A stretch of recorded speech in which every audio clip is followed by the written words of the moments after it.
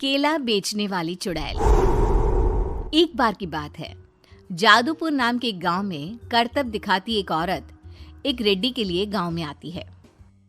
आइए आइए मेहरबान कदरदान, खाइए रोहड़ा के ताजे ताजे केले। कभी खाए नहीं होंगे ऐसे केले, पीले पीले केले खाइए।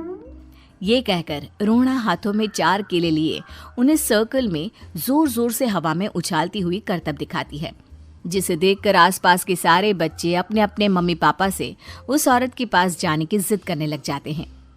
पापा, ऐसा तो सर्कस में बॉल से होता है ना, ये आंटी तो केले से कर रही है। चलिए ना पापा, देखते हैं। रोहड़ा एक पतली सी तार पर चलती हुई केलों से करतब दिखाती है। आते जाते सभी लोग बाहर रुककर उसके करतब देखते हैं और वाह वाही करते नहीं थकते। जैसे ही एक आदमी पास आकर उसे पैसे देने लग जाता है, तब वो कहती है, अरे नहीं नहीं साहब, मैं करतब तो बच्चों के मन को बहलाने के लिए करती हूँ। धंधा तो मेरा केले का है। पीछे देखो मेरी रिड्डी, जो भी मेरे केले खाएगा मेरी तरह चुस्त दुरुस्त और तंदुरुस्त हो जाएगा। पता चलता है क्या कि मेरी उम्र 55 की है। अरे पर ऐसे ठंड के मौसम में कोई केला क्यों खाएगा? ये ऐसे वैसे केले नहीं है साहब, ये शरीर में गर्मी देते हैं। ठंड को दूर भगाए जो भी रोहिणा के केले खाए। पापा, अगर मुझे केले नहीं मिले तो मैं घर नहीं जाऊंगी। तभी उसके पापा कहते हैं कि बेटा, केले ठंड में कभी गर्मी नहीं देते। ये सब कहने की बातें हैं, सामान बेचने का तरीका है इनका। पर पिंकी नहीं मानती। मैं केले खाऊंगी। पिंकी की जिद के आगे नत्थू हार जाता है और उसे केले खरीद कर दे देता है। पिंकी खुश होकर केले घर ले आकर खाती है। अब मैं भी करतब करूंगी, कितना मजा आएगा। जादुई केले। पिंकी पहला केला खत्म भी नहीं करती कि वो बेहोश हो जाती है।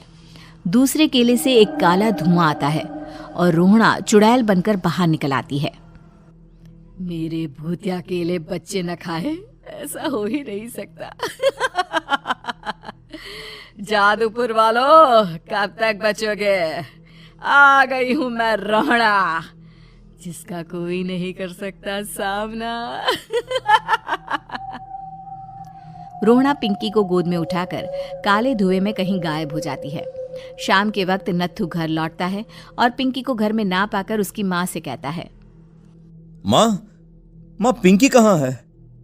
अरे बेटा, उसे तो तू सुबह करतब दिखाने ले गया था ना, फिर कहाँ वापस आए तुम दोनों?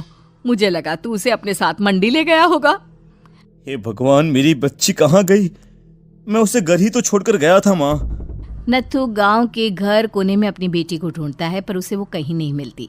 परेशान होकर आखिर रो रो कर नत्थू हिम्मत हार कर घर लौट आता है।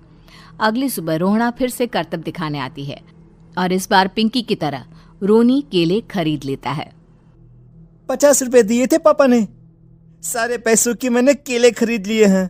अब मैं भी आंटी की तरह ही करतबबाज बन जाऊंगा।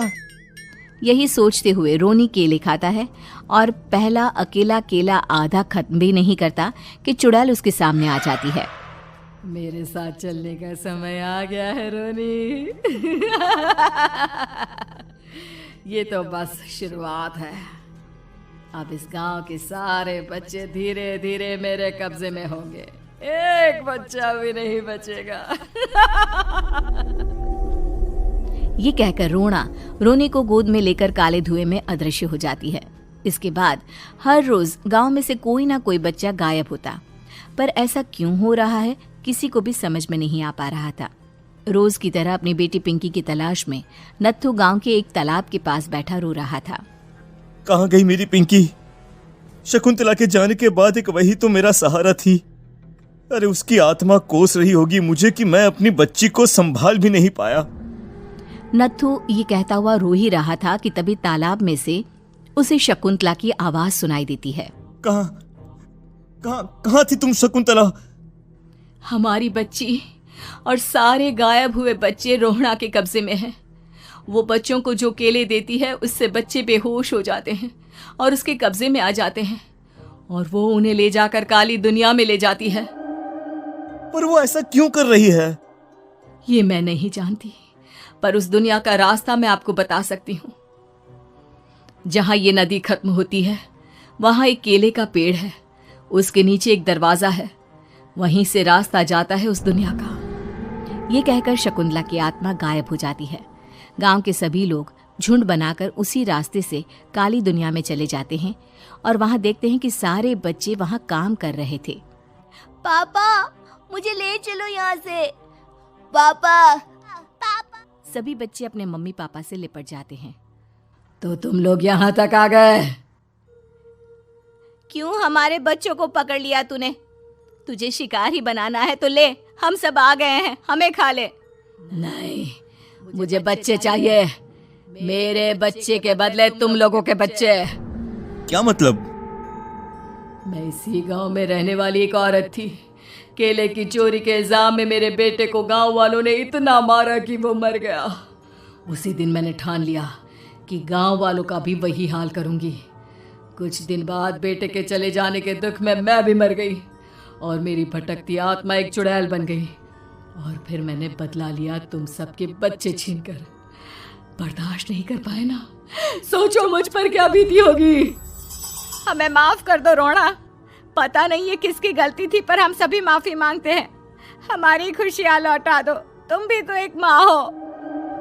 गांव वालों की बात सुनकर रोना का मन पिघल जाता है और वो बच्चों को उसके बाद काली दुनिया बच्चों के लिए जादुई दुनिया बन जाती है। अब कोई भी कभी भी वहां आ जा सकता था।